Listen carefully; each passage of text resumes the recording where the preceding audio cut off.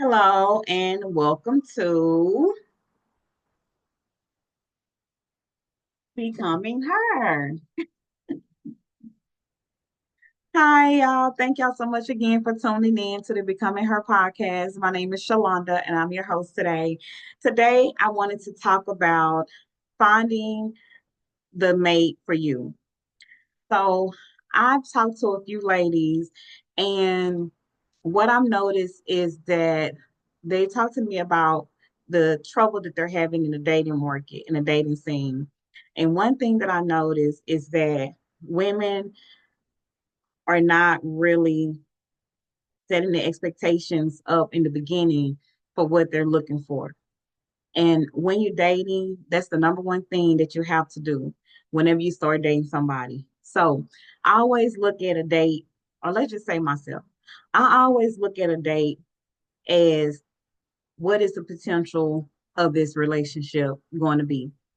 So because of that, I date with a purpose. And when I get to know somebody, I look at this person for who he is, total package. You know, what is his morals? What is his background? What is his ambitions like? Who is he as a person? What is his relationship with God like? You know, I look past the physical attributions. Because first, you want to look at the physical aspects of a person that you want to, get to know and start dating and being into a relationship with.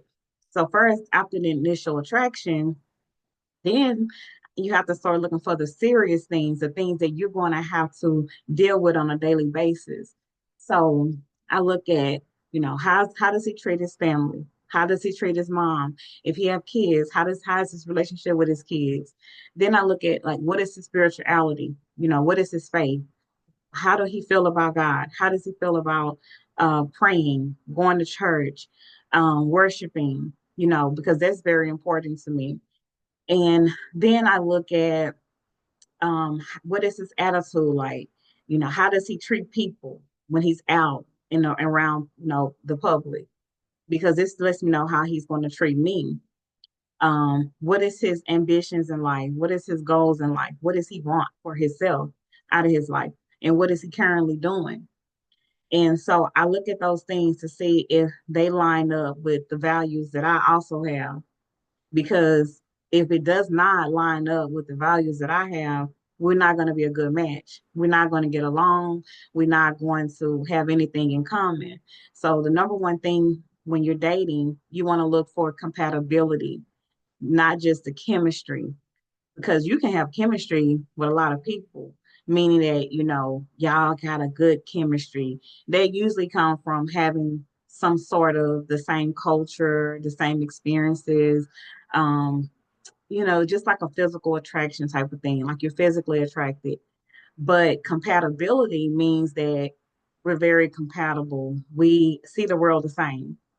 Compatibility just basically means to me that we see the world the same. We believe the same. We want the same. We think the same. It's not going to be 100%, but it's very close. And then at my age, I'm 40. So finding somebody who I'm compatible with, who's also want the same things that I do, want to have a family that's not married, that, is not in a long-term relationship, that's going to be harder because most of the time men start to settle down around the age of 25 to 30, 35. Men, good men, go ahead and start settling down to have a family. So the older you get, it's harder to find a man with those same values who's single and available.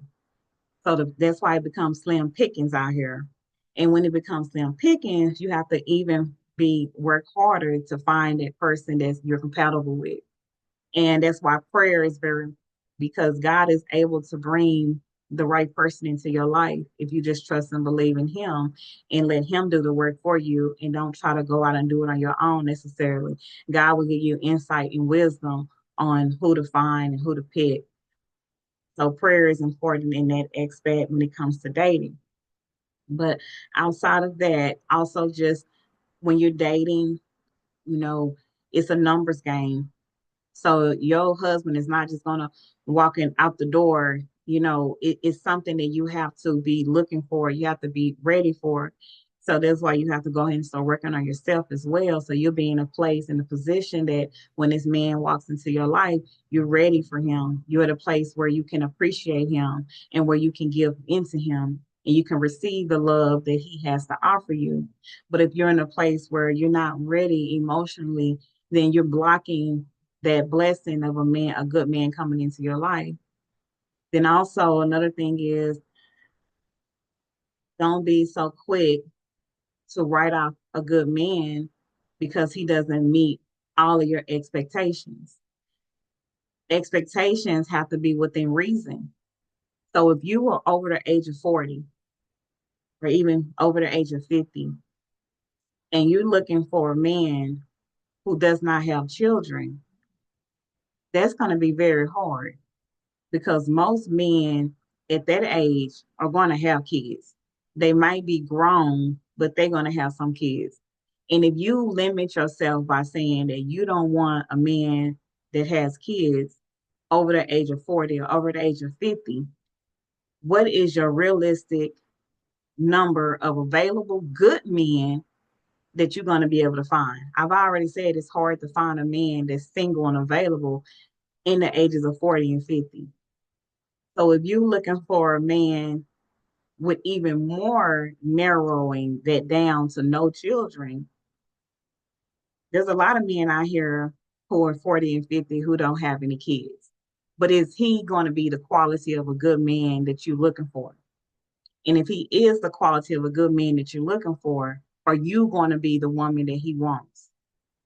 If you have 4 kids, 5 kids, 3 kids, never married, are you going to be the woman that this man wants to pick as his wife?